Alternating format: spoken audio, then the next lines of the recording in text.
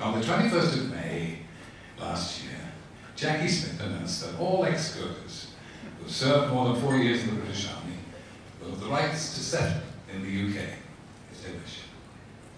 The government responded to a campaign after court cases, voted in Parliament, huge media campaign, massive public support. And in December, this young lady, how dare we call her Oldie of the Year, launched a Debt of Honour campaign to raise £10 million for the Gurkhas in Nepal. And this award is for her relentless efforts, a continuing campaign for the Gurkhas' rights and the Gurkha Justice Campaign. Ladies and gentlemen, the Oldie of the Year, Joanna Lumley.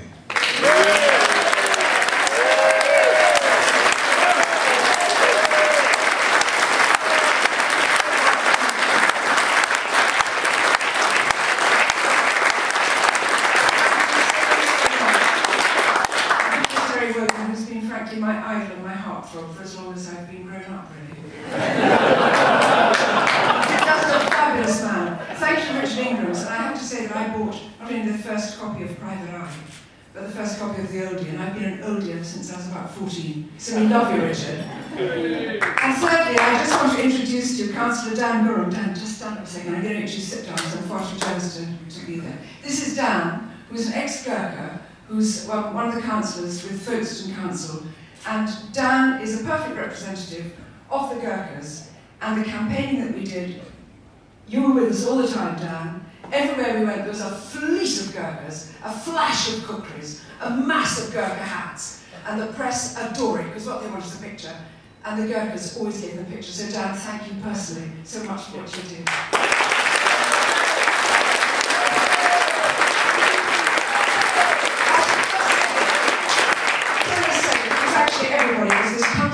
Our legal system, it was Parliament, it was the press, it was the people, it was the army, the armed forces at every level. It was the high, the low, the dispossessed, the dreadlocked, the school children, the Women's Institute, the Hindu Council, everybody came behind it.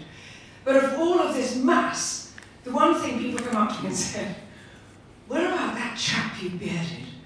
And I just want to tell you the Phil Willis story because it wasn't really fair. For a start, we call him Phyllis now, we're close. And what happened was, some extraordinary fluke, we were there at 4 Millbank with a press group and about to do a press conference, and somebody said, Joanna, behind you, the minister. Why don't you talk to the minister now? So I sped upstairs. I said, Mr. Willis, will you speak to me now? I said, not now, I'm going in to do a broadcast on the BBC. Off he went in. We pushed him behind. The cameras pushed him behind. We were on BBC. Sky was coming in. ITN was coming in. A small fight evolved. Cameras clashed cameras like dinosaurs.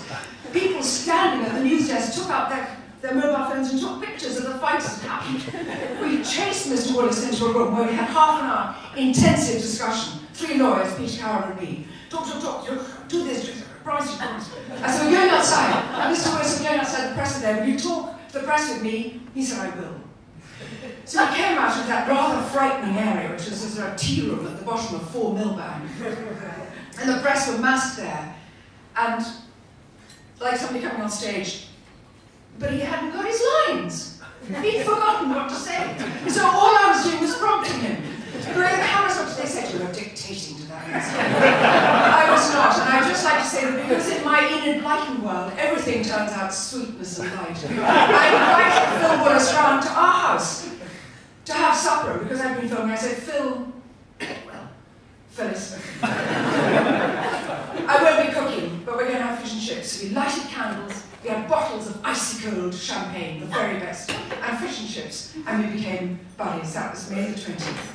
May the 21st, it was breakfast with the Prime Minister, and the rest is history. Looking around this room, I'm in a room full of friends. On every table I can count friends. Well, every table is now friends. I couldn't be happier, I couldn't be prouder. I love you very much. Thank you. I have got